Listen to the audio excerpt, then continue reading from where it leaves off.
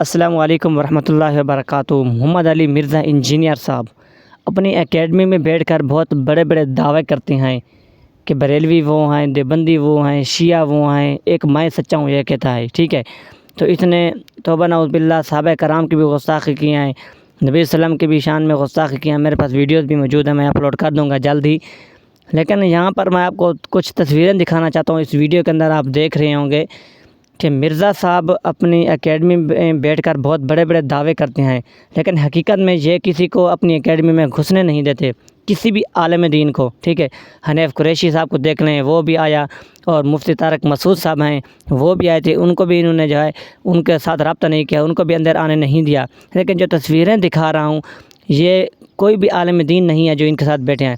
جو بھی کوئی اور انٹرویو لینے آتا ہے یہ ان کو انٹرویو بھی دیتے ہیں، ان کے ساتھ بیٹھتے بھی ہیں، ان کے ساتھ لائیو سیشن بھی کرتے ہیں۔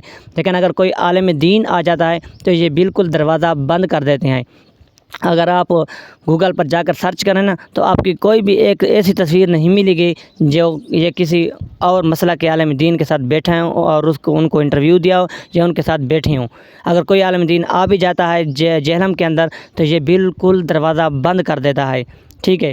تو یا تو کسی کو انٹرویو نہ دیں، اگر انٹرویو دیتے ہیں، اگر کسی کو آنے بھی دیتے ہیں تو کسی عالم دین کے ساتھ بھی تو بیٹھے نا۔